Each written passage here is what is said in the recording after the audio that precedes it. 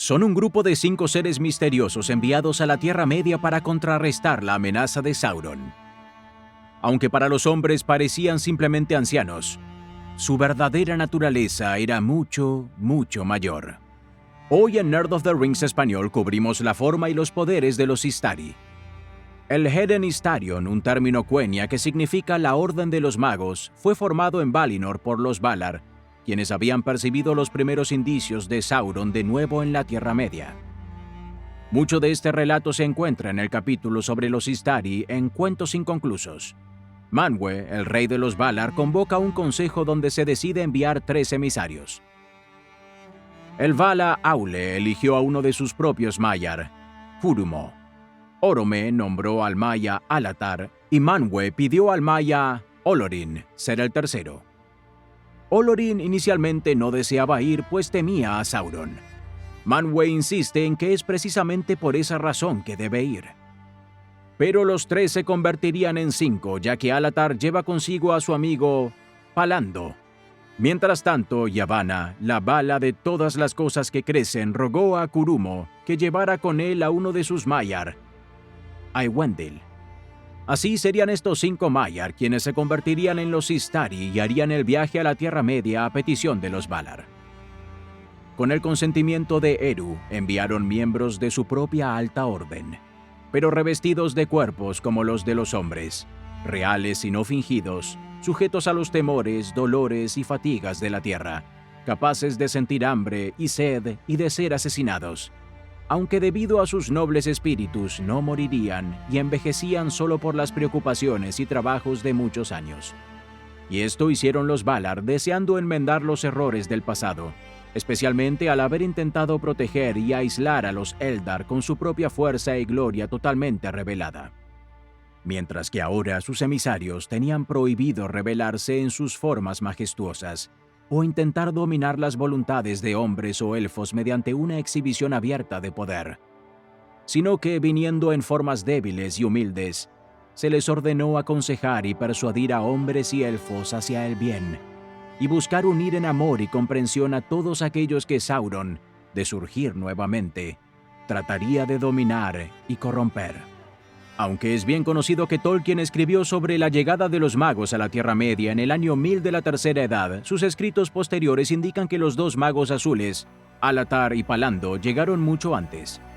En su lugar habrían llegado alrededor del año 1600 de la Segunda Edad, aproximadamente al mismo tiempo que Glorfindel regresa a la Tierra Media. En cuanto a Curumo, Eowendil y Olorin, llegarían a los puertos grises alrededor del año 1000 de la Tercera Edad, y son recibidos por Círdan, el carpintero de barcos. Aunque Curumo, quien sería conocido como Saruman, fue considerado el líder de su orden, Olorin llega el último y parece ser tanto el más viejo como de menor jerarquía de la orden. Sin embargo, es a Olorin o Gandalf a quien Círdan entrega su anillo de poder, Narya, el anillo de fuego. Como se menciona en el pasaje anterior, los Istari llegan a la Tierra Media en forma de ancianos y son susceptibles a todas las debilidades que acompañan a un cuerpo mortal. Sentían hambre, dolor y todas las emociones humanas, y sus cuerpos podían ser asesinados aunque sus espíritus eran inmortales. Esto se demuestra claramente en el caso de Gandalf el Gris y Saruman, ya que sus cuerpos son asesinados en la lucha con el Balrog y a manos de Grima, lengua de serpiente respectivamente. Esta limitación sobre los Istari se hizo para que asistieran a los pueblos libres de la Tierra Media contra Sauron, sin buscar dominar su voluntad como Sauron mismo había hecho. En Cuentos Inconclusos se relata sobre los primeros días de los magos en la Tierra Media y su aprendizaje para usar sus nuevas formas. Pues se dice que al estar encarnados, los Istari tuvieron que aprender mucho de nuevo mediante la experiencia lenta, y aunque sabían de dónde venían, la memoria del reino bendecido era para ellos una visión desde lejos, por la cual, mientras permanecieran fieles a su misión, anhelaban intensamente. Así, soportando de libre voluntad los dolores del exilio y los engaños de Sauron, podrían remediar los males de ese tiempo. Muy pocos en la Tierra Media conocían la verdadera naturaleza de los magos y no era información que los Istari compartieran con otros. La mayoría simplemente creía que eran una especie de elfos o sabios que habían adquirido gran conocimiento y artes tras un largo y secreto estudio.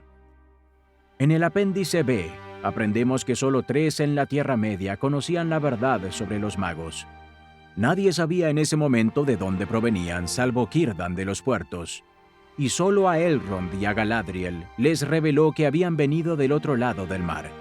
Pero después se decía entre los elfos que eran mensajeros enviados por los señores del oeste para disputar el poder de Sauron, si surgía de nuevo, y para mover a elfos y hombres y a todas las criaturas de buena voluntad a realizar actos valientes.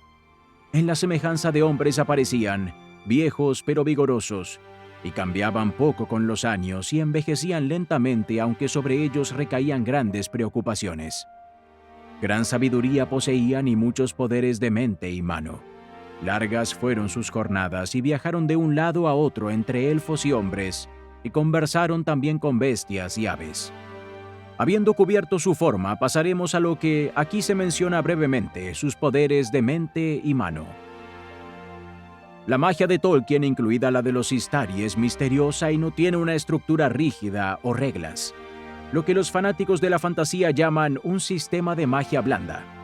Aunque no tenemos reglas claras sobre lo que un mago puede y no puede hacer, vemos bastantes ejemplos de su poder en acción. Como sabemos, Radagast el Pardo llega a preocuparse profundamente por los animales y plantas de la Tierra Media, como Yavanna, a quien servía. Es su amistad con Waihir la que llevaría al escape de Gandalf de Orthanc, ya que Radagast le había pedido que trajera noticias allí. También vemos que Saruman mismo tiene una habilidad con al menos un tipo de animal.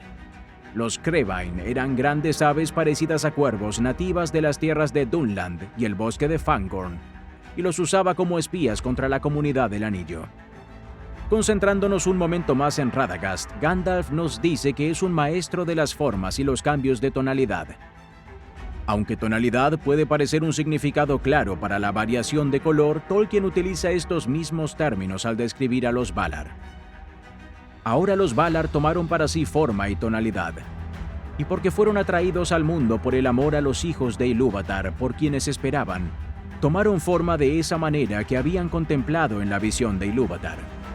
Aquí Tolkien usa forma y tonalidad para describir cuándo los Valar toman forma para presentarse a elfos y hombres, no muy diferente de la manera en que los Istari tomaron forma de ancianos al venir a la Tierra Media. Aquí solo podemos adivinar la verdadera habilidad de Radagast, pero nos hace preguntarnos si podría ocultarse, ya mediante transformación o ilusión. En Gandalf vemos aún más habilidades.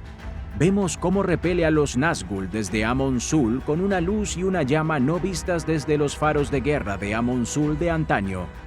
Ayuda a Elrond a crear la inundación del Bruinen que arrastra a los jinetes negros. Coloca un hechizo de cierre en la puerta de la cámara de Mazarbul que el Balrog contrarresta.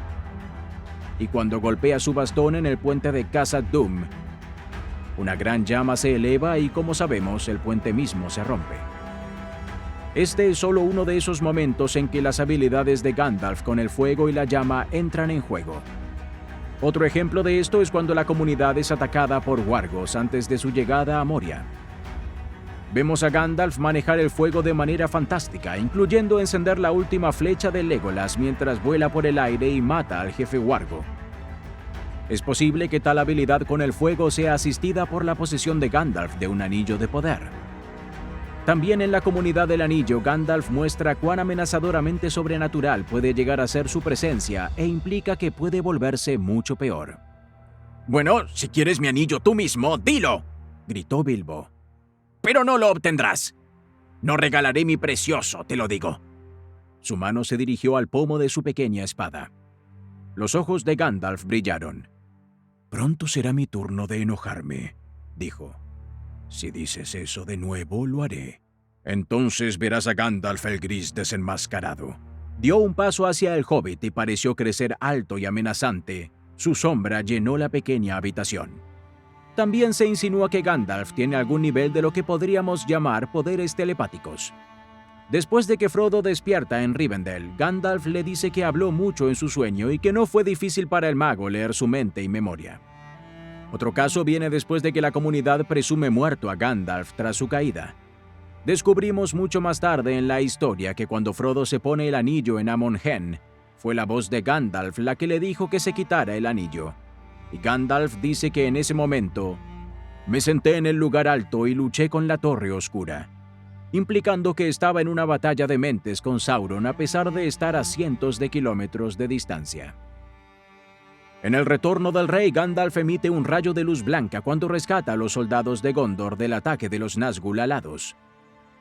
Otra habilidad de Gandalf era algún tipo de previsión, a menudo transmitida como un presentimiento de su corazón, como en el caso de cuando dice que su corazón le dice que Gollum aún tiene un papel que desempeñar, para bien o para mal, antes del final. Otros los dice con mucha mayor convicción. En Cuentos Inconclusos le dice a Thorin, escudo de roble: si este hobbit va contigo, tendrás éxito. Si no, fallarás. Tengo una premonición y te estoy advirtiendo. En cuanto a Saruman, su mayor habilidad no es necesariamente su magia evidente, sino su voz y discurso. Cuando enfocaba su poder en una persona o grupo de personas, podía influir en sus corazones o sembrar miedos o mentiras a su antojo. Dependiendo de cuán fuerte fuera el oyente, este hechizo podría durar solo mientras durara su discurso, o podría apoderarse de ellos y durar para siempre. Es tan poderoso en esto que convence al rey brujo de que no sabe nada del anillo único o de la comarca, y los Nazgûl se ven obligados a buscar respuestas en otra parte. Habiendo sido un maya de Aule como el mismo Sauron, Saruman muestra una aptitud para la artesanía.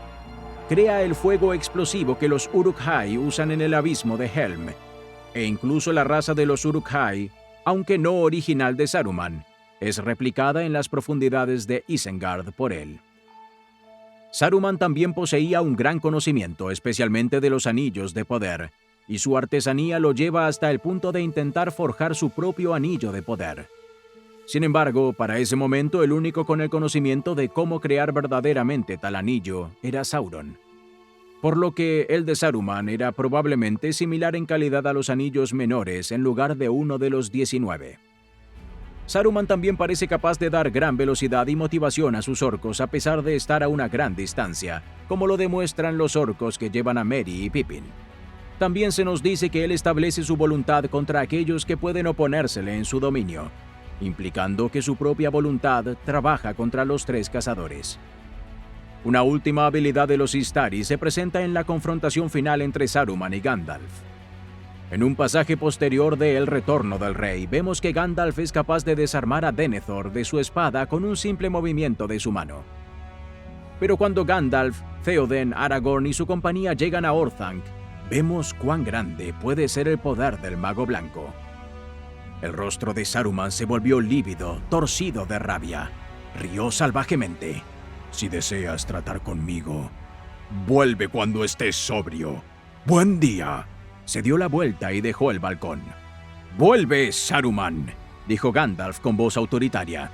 Para asombro de los demás, Saruman se volvió de nuevo y, como si fuera arrastrado contra su voluntad, regresó lentamente a la barandilla de hierro, apoyándose en ella, respirando con dificultad. Su rostro estaba arrugado y encogido. Su mano agarraba su pesado bastón negro como una garra. «No te di permiso para irte», dijo Gandalf con severidad. «No he terminado. Te has convertido en un tonto, Saruman, y aún así digno de lástima. Podrías haber cambiado tu camino del error y del mal, y haber sido de servicio, pero eliges quedarte y roer los extremos de tus viejas intrigas. Quédate entonces, pero te advierto, no saldrás fácilmente de nuevo, no a menos que las manos oscuras del este se extiendan para tomarte». «Saruman», gritó, y su voz creció en poder y autoridad. «Mira, no soy Gandalf el Gris a quien traicionaste. Soy Gandalf el Blanco, que ha regresado de la muerte. Ya no tienes color, y te expulso de la Orden y del Consejo». Levantó su mano y habló lentamente con voz clara y fría. «Saruman, tu bastón está roto». Se escuchó un crujido y el bastón se partió en la mano de Saruman y la cabeza del mismo cayó a los pies de Gandalf. «Vete», dijo Gandalf.